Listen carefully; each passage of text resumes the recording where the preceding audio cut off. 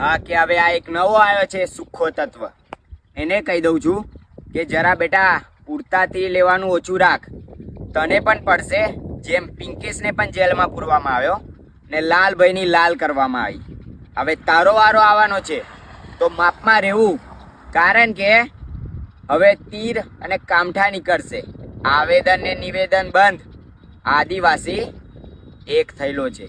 ફાડીશું પણ ને વડઘોડો કાઢીશું પણ તારા ગામમાં આવીને. સમજી લેજે.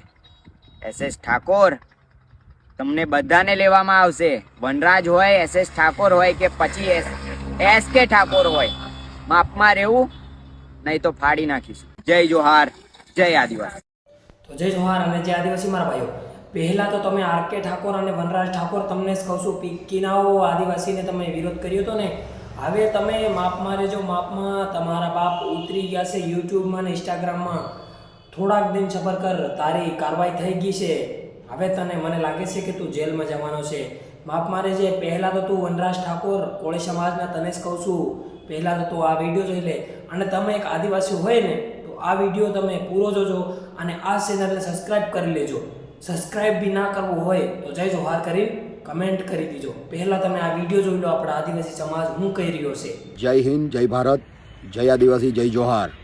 હાલમાં સોશિયલ મીડિયાની અંદર પહેલાં એક RK કરીને આવ્યો ને હવે એક વનરાજ કરીને આવ્યો છે, જે આદિવાસી સમાજની મા બહેન દીકરીઓને ખુલ્લેઆમ ગાળો આપે છે.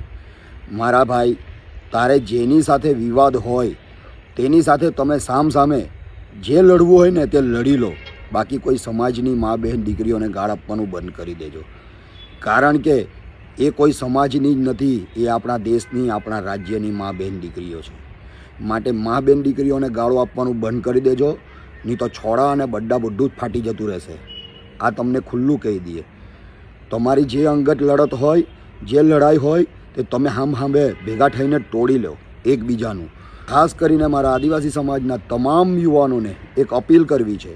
આપણી પાસે કાયદો એક મોટી તાકાત છે અને એટ્રોસિટી એક્ટ મુજબ તમારા તમામ જેટલા પણ લોકોને આ મુદ્દે લાગે છે કે નહીં આદિવાસી સમાજની દીકરીઓને આ માણસે ગાળ આપી છે, તો પોતાના પોલીસ સ્ટેશનની અંદર, નજીકના પોલીસ સ્ટેશનની અંદર આ લોકો વિરુદ્ધ કમ્પ્લેન લખાવડાવો. ખબર પડવી જોઈએ કે આપણા દેશમાં કાયદો વ્યવસ્થા છે. આવાઓને ભાન થઈ જાય. માટે તમામ નવયુવાનો ખોટા માર્ગે ન જાઓ અને કાયદાનો ઉપયોગ કરો. જય આદિવાસી, જય જોહાર, જય હિન્દ, જય ભારત. પિક્કીના વનરાજ ઠાકોર, RK ઠાકોર, તમને જ કહું છું, ત્યાં આદિવાસીની મા બહેનની ગાળ દીધી ને, તારે જ હવે બેન શોધી જવાની છે.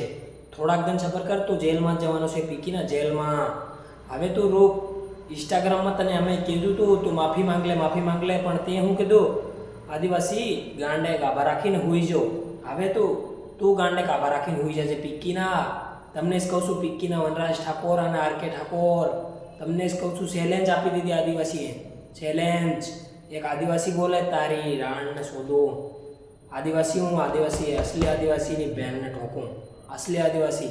આ વિડીયો એટલો શેર કરો કે વનરાજ ઠાકોર સુધી પહોંચી જાઓ છીએ.